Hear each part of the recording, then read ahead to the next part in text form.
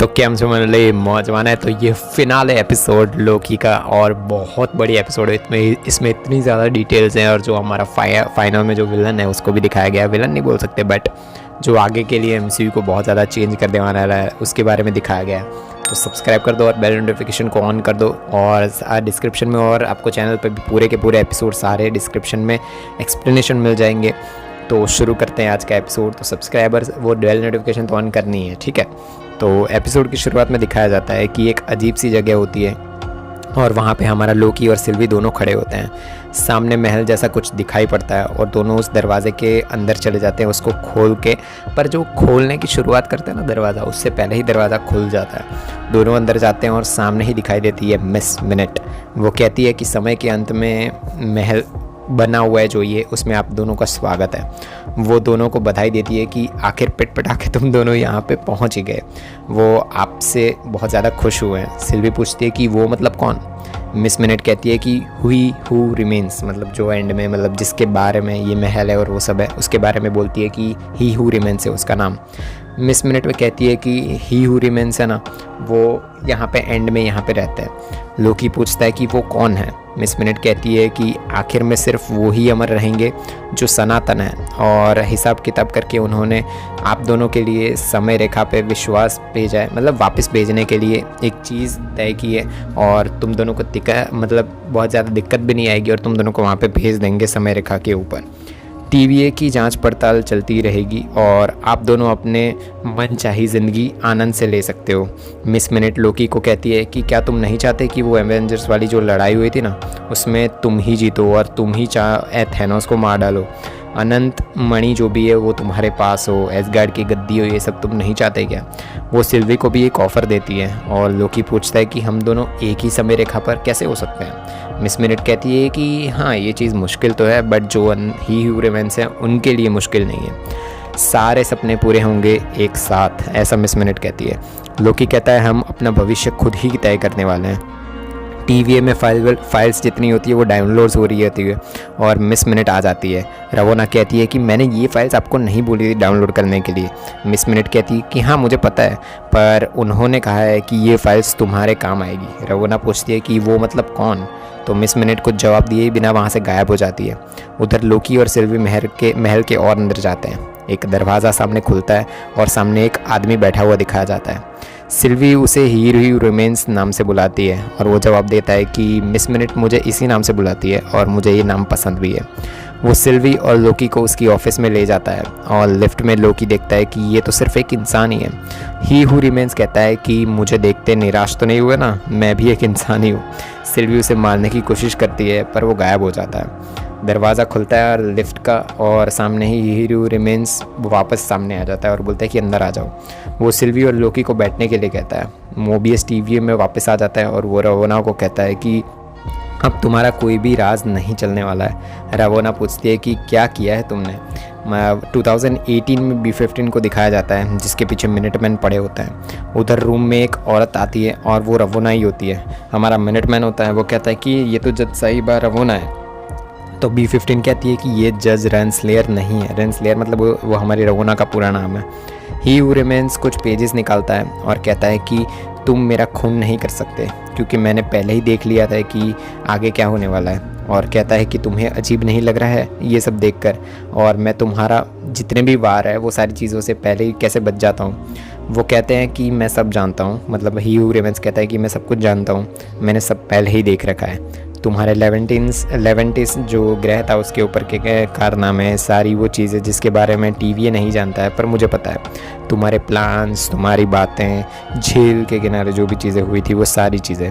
सिल्वी कहती है हमने तुम्हारे हर चाल को नाकाम किया है और तब हम यहाँ पे पहुँचे हैं ये सारी चीज़ें करके। ही हु रिमेन्स कहता है कि नहीं तुम लोग गलत हो, तुमने जो भी पड़ाव पार किए वो सब मेरी बदौलत है। तुम तो बस चल रहे थे लेकिन चलवाया मैंने और जो कुछ भी होगा वो मैंने तय किया है। सिल्वी कहती है तो हम यहाँ पर हैं क्यों। ही हु रिमेन्स कहता है कि स्टोरी का दी एंड तभी होता है जब हीरो अपना सफ़र पूरा करता है और यही हम सब सच, मतलब जितनी भी चीज़ें ये सब सोच के यही तय करने की कोशिश करते हैं कि कहानी ख़त्म कैसे होगी। मोबियस रवोना से कहता है कि हमें सबको टीवीए का सच बता देना चाहिए, पर रवोना कहती है कि कभी कभी झूठ बोलना भी ज़रूरी होता है और ये सब कुछ होने की कोई तो वजह होगी। मोबियस कहता है कि जिन लोगों को मिटाया जाता है वो कितने तकलीफ़ में होते हैं और उस तकलीफ़ की कोई भी ज़रूरत होती ही नहीं है। रवोना कहती है कि इतने सालों की दोस्ती तुमने कुछ वेरिएंट्स के साथ मिलकर ही तोड़ दी और मैंने तुमको धोखा नहीं दिया है। वो एक दरवाज़ा खोलती है और मोबियस को मार के गिरा देती है और कुछ बैग्स लेके वो दरवाजे के अंदर चली जाती है आज़ादी की तलाश में। ही हू रिमेंस कहता है कि बिना मेरे और टीवीए के सब कुछ नष्ट हो जाएगा। लोकी कहता है तो फिर तुमने फिर किस बात का डर है? तो वो कहता है कि मुझे खुद से ही डर लग रहा है। सिल्वी पूछती है तुम हो कौन? वो कहता है कि मुझे कई सारे नामों से बुलाया जाता है, कभी कॉन्करर नाम से, कभी ही हू रिमेंस, कभी अलग अलग नाम से। वो कहता है कि युगों पहले, टीवीए से भी पहले, मेरे ही एक ग्रुप मतलब 31वीं सदी थी ना, उस पर पृथ्वी पे रहता था। वो एक साइंटिस्ट था और उसने खोज कर लिया था कि उसका ब्रह्मांड मतलब कई ब्रह्मांडों का एक हिस्सा है। ठीक उसी वक्त मेरे कुछ और दूसरे अवतारों ने इस सच को समझ लिया और आपस में मिलके कुछ देर तक बहुत ज़्यादा शांति थी। उन्होंने अपनी टेक्नोलॉजी को बांटा, अपने ज्ञान को बांटा, अपने ब्रह्मांड की बेस्ट चीज़ें होती है ना वो एक दूसरे के साथ बांटी। पर हर एक अवतार मेरा साफ दिल का नहीं था और हम में से कुछ ऐसे भी थे जिनका मतलब था कि अपनी हुकूमत को चलाना सबके सामने। इन ब्रह्मांडों की शांति बहुत जल्द एक बहुत बड़े महासंग्राम में पलट गई और हर एक वेरिएंट अपनी दुनिया बचाने के लिए और दूसरों की दुनिया मिटाने में जुट गया। सिल्वी कहती है कि फिर समय रक्षक प्रकट हुए और उसने सबको मार दिया, है ना? तो ही हू रिमेंस कहता है कि नहीं, यहीं से हमारा जो भी इतिहास है वो अलग हो जाता है। मैंने पहले अवतार को एक ऐसा जीव मिला जो सृष्टि के सारे दर्द और अलग अलग चीज़ों से जन्मा हुआ था, जो निगल सकता है समय और ब्रह्मांड को, और उस जीव को तुम दोनों जानते भी हो। लोकी कहता है कि एलियट, है ना? तो ही हू रिमेंस कहता है कि फिर मैंने उस जीव को काबू किया और अपने प्रयोग शुरू किए उसके ऊपर, उसे हथियार बनाया और मैंने ख़त्म किया ब्रह्मांड का सबसे बड़ा महायुद्ध।